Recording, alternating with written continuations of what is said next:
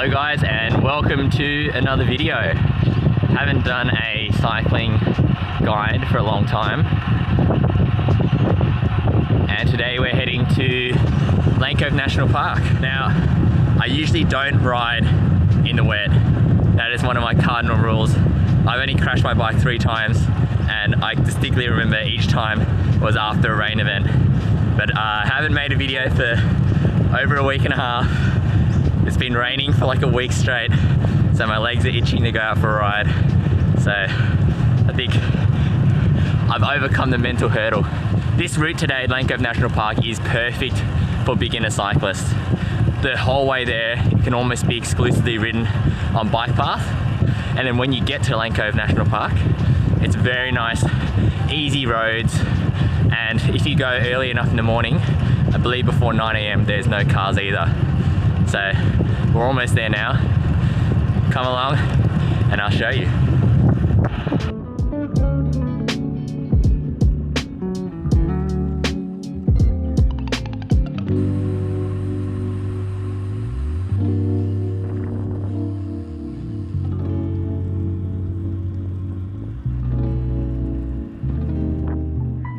When I was a beginner cyclist, Lane Cove National Park was my bread and butter. I would be going there at least once a week. It's a 9.7 kilometer out and back loop in a pristine national park. If you go there early enough, there's no cars, the pavement quality is fantastic, and it's got a bit of everything. It's got a climb at the end, it's got nice false flats, uphill and downhill, so you can get some speed, and it's got bathrooms and toilets and even a cafe there. So I don't know why it's taking me so long to make this video, but I really want to share this route with you and make this guide. And what I will go through in this guide is how to get there, the different entrances to the park in case you're coming from a different direction, and just some of the pros and the cons and things to watch out for. I'll also top it off with 2 of my favorite local cafes to get some food to eat afterwards.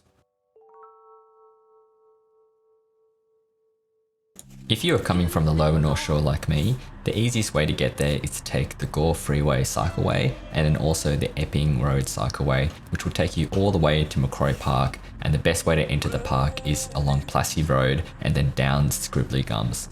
By the way, if you're driving, Plassey Road is actually a pretty good place to park as well. If you're coming from the central Sydney area, you can go up the new cycleway they've just installed in the last year, which goes up Pittwater Road. It's a long uphill drag, but it will take you up to Macquarie Park as well. If you're coming from the upper North Shore, there's actually an entrance you can come through, which comes off Bradfield Road. Now be careful here because it's a bit of a fire track, but that will take you onto the northern side of Lane Cove River, and then you can actually follow some roads within the park to get to this main loop.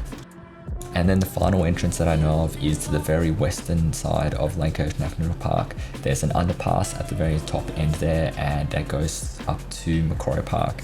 So I've put some little screenshots up on here, but I think Garmin Maps and Strava are pretty good now at identifying bike paths, and it's quite easy to find out where to go. Here's some footage of me riding along the Epping Road Cycleway. As you can see, it's pretty much a standalone bike path the whole way there. We've had some pretty bad weather recently, and you can see there's a tree that's fallen down into it, but this cycleway is actually quite good, and for the most part it's usually kept clear and maintained well. In the description I've put the route that I use to get there, and one little tip I do is I go through the Macquarie Business Park area instead of going around it, and it makes the route a bit faster and also kind of a bit safer because you're off some of the main roads. Now the main things to note once you're inside the national park: the eastern side of it has the toilets, the bathrooms, and places where you can fill up your water, as well as a cafe. And then the western side is where the climb is. The climb is not too bad. It's about 900 meters long with an average gradient of 4%, and it does peak at just under 10%. I found this climb as a great little workout because it takes a few minutes to do, it's never too steep, and it's a good way to test your fitness. The whole time you're riding at Lane Cove National Park, you've got the Lane Cove River just next to you, and it is just beautiful in there. It's definitely a little bit of an underappreciated cycling gem here in Sydney, and on this particular morning that I went, the sun was poking through the trees, being diffused by some low-hanging mist and clouds, and it was just spectacular.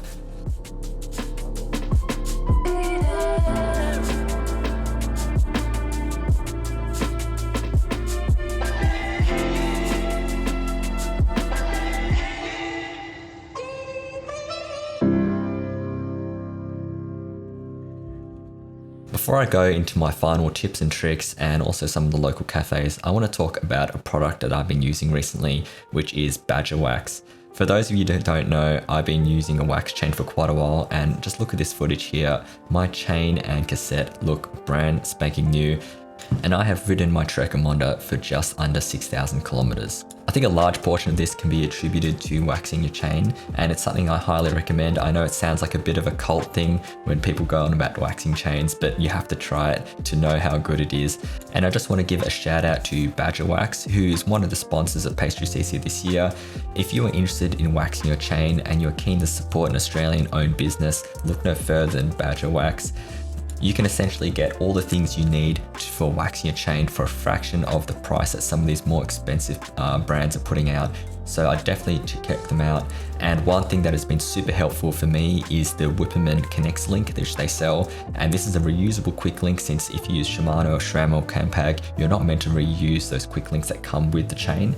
This one is fantastic. It lasts a long time. You don't need to use a tool to remove it. You can actually just bend the chain and it will pop off.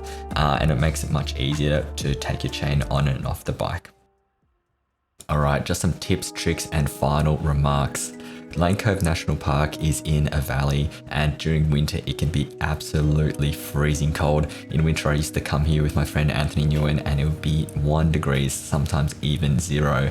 And my tip there is wear double socks and double gloves if you're going on a middle of winter ride. Another one is that there are some quite tight bends. Just be careful around them, especially if you go during the park's opening hours. Cars can take up sometimes the whole lane, and if you come around one of these bends too fast, you might find yourself flying into the front of a car.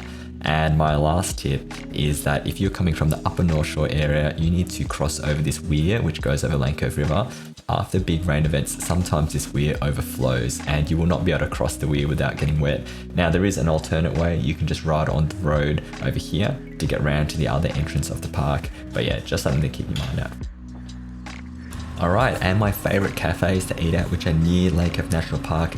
If you do not mind going to the west of Lane Cove National Park near the Ride area, there is an awesome French patisserie there called Coco Chanel. This one is a local favourite and legendary in this area. It is owned by a French family, but one thing you need to take note of is that every now and then they go on holidays to France and they just close their cafe.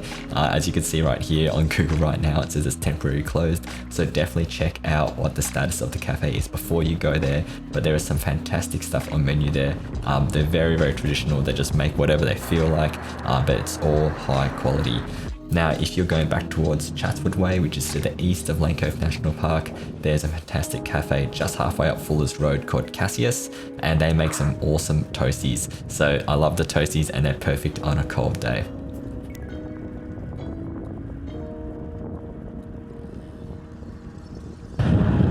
Oh, that's red.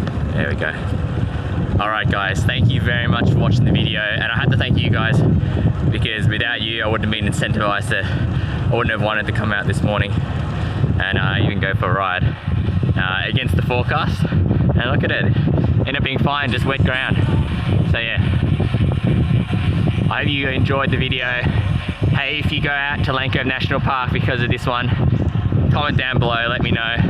And if there's any other routes that you think I should make a video on, let me know as well, because I feel like I've done most of the main ones, but there could be some I don't know about. So yeah, take care, bye.